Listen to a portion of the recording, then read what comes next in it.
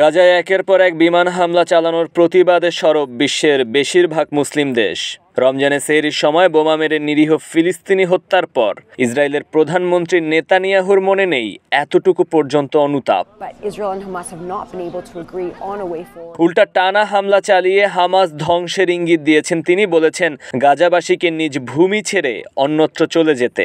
গাজার উপর এমন অতর্কিত হামলার নিন্দা জানিয়েছে অনেক দেশ। তবে এর বাইরে ঘটে গেছে আরেক অভাবনীয় ঘটনা, যে ইসরায়েলিদের একাংশ এতদিন গাজায় বিমান হামলা চালালে ভবনের ছাদে উঠে উল্লাস করত, এবার তারাই নেমেছে গাজার উপর চালানো হামলার প্রতিবাদ জানাতে। ইসরায়েলের জেরুজালেমে দেশটির আইনসভা নেসেট থেকে মিছিল নিয়ে হাজার হাজার ইসরায়েলি সমবেত হয়েছে নেতানিয়াহুর বাসভবনের সামনে। জানিয়েছে গাজায় চালানো বিমান হামলা নিয়ে তীব্র নিন্দা। Our Prime Minister Netanyahu declared war against Gaza, against the Hamas, and in this war he will create the murder of the 59 hostages in Gaza that are still in the tunnels.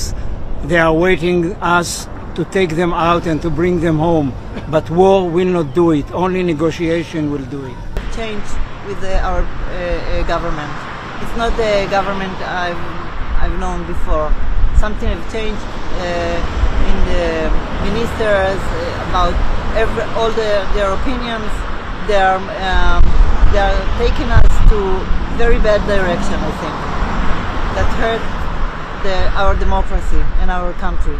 এখনো হামাসের হাতে বন্দী 59 Israeli. তাদের জীবনকে পুঁজি করে চালানো নেতানিয়াহুর এতদিনের ধ্বংসযজ্ঞ এবার বন্দীদের জীবন কি তোয়াক্কা করল না।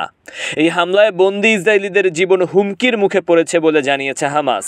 For the 59 hostages still held in Gaza and their families, this moment brings renewed fear. নেতানিয়াহুর বাসভবনের সামনে হিব্রু ভাষায় লেখা ব্যানার নিয়ে মিছিল করছে দেশটির জনগণ। ব্যানারে লেখা ছিল, সরকারের মদতপুষ্ট ধ্বংসযজ্ঞ অনেক হয়েছে, এবার থামতে হবে। বন্দীরা কেন ফিলিস্তিনে, নেতানিয়াহু কেন নিজ বাসভবনে আরামের দিন কাটাচ্ছে, এমন প্রশ্নের উত্তর দিতে হবে।